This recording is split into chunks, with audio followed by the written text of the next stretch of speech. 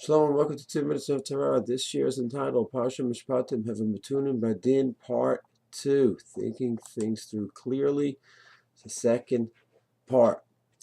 In the first year we mentioned that just like on the Mizbeach, which is the end of Parsha Yitro, a Kohen walks up slowly, so too the Gemara says that by Mishpatim, a Dayan, here's the case, has to go through it slowly. Doesn't make any jumps.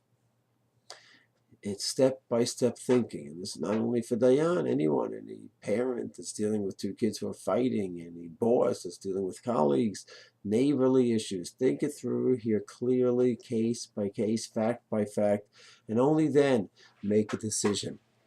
And that's Chochmah, Bina, and Dat. The fact this is a nice approach, and it makes sense to think through issues. It's not always the case that one can do such a thing.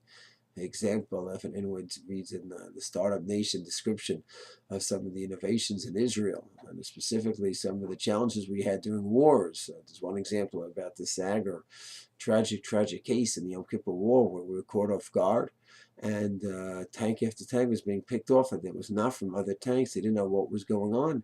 Turned out a new development Israel heard about but didn't know that Egypt really had it and was ready to use it in real war time. And the Saga was almost like a radar. It was they would shoot at the tanks, and there'd be a red light, a red beam focused on the tank, and as long as it was focused on the tank, the missile shot by a person lying down, it could be a few hundred meters away, would be guided by the red laser and hit the tank. And they saw tank after tank was being picked up. They didn't know why. And in the middle of the war, he realized what was going on, the commander, that there's this new technology, the Tagger. They certainly did not have any anti-Tagger.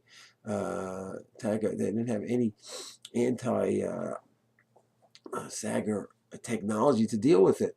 So he realized quickly that it was based on the beam, the laser, and he had all the tanks move around quickly, pick up a lot of dust, so that way his vision would be blinded, and at least they'd have a few moments to deal with it and to escape, and it worked. It was after many tragic losses already. That kind of creative thinking, that's not Metunim B'din. That is real-time, immediate, on-the-spot kind of thinking. The fact is, there's two kinds of thinking. There are times when we have the luxury to go ahead and think through a case, a neighborly issue, a vadbayit issue, a judge and they're in the Beis Din, a teacher dealing with his students, a parent dealing with his kids. You can think through here each side. And there's another kind of thinking which is much more of a quick, intuitive, innovative kind of thinking. A person has to train himself for both kinds of thinking. When he has a luxury to think things through, then Baruch Hashem, he could work on that kind of thinking. But when it's real time and it's immediate and it's a crisis, there's an accident on the road and that your car is about to hit his car and you need to make a decision to stop, to pull to the right, to pull to the left, that's not time for Metunim B'din. All a person can do is train himself as best as possible to be a clear thinker in the moments when he has the time, and hopefully in Mirz Hashem, he can have that same clarity, just put into a mamash a few seconds or even less.